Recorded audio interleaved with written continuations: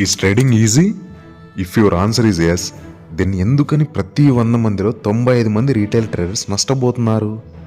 లక్షకి పైగా సంపాదించే retail traders just 1000లో 2 మాత్రమే ఉన్నారు. What do that mean?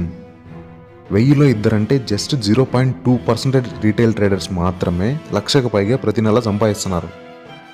అంటే దాని మీనింగ్ ఏంటి? జస్ట్ 5% బిలో మాత్రమే ప్రాఫిటబుల్ ట్రేడర్స్ ఉన్నారు. అంటే దాని అర్థం ఏంటి? మళ్ళీ ఇంకోసారి ఆలోచించండి. Is trading is easy?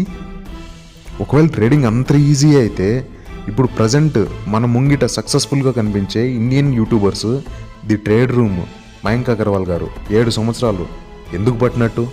Trading అంటే అంత ఈజీయా? The Alpha Trader Umar Punjabi 5 సంవత్సరాలు ఎందుకు పట్టినట్టు? ట్రేడింగ్ అంటే అంత ఈజీయా? టాప్ జీ ట్రేడర్స్ 4 సంవత్సరాలు ఎందుకు పట్టినట్టు? ట్రేడింగ్ అంటే అంత ఈజీయా?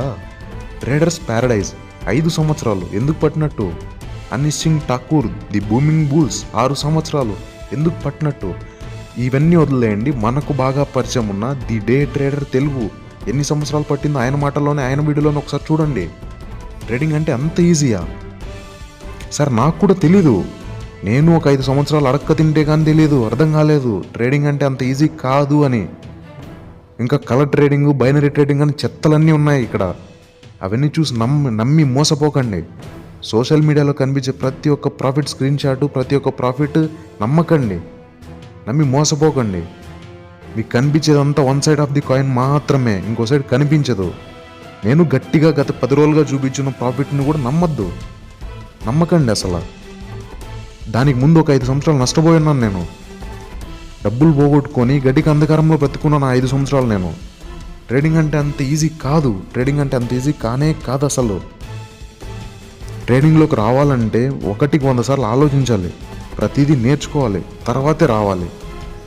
ఈ తప్పు నేను చేసి 5 సంవత్సరాలు అడక్క తిన్నాను నేను. Don't repeat this mistake please. ప్రతిదీ నేర్చుకోండి, ప్రతిదీ తెలుసుకోండి, తర్వాతే మార్కెట్లోకి రండి. నమస్కారం.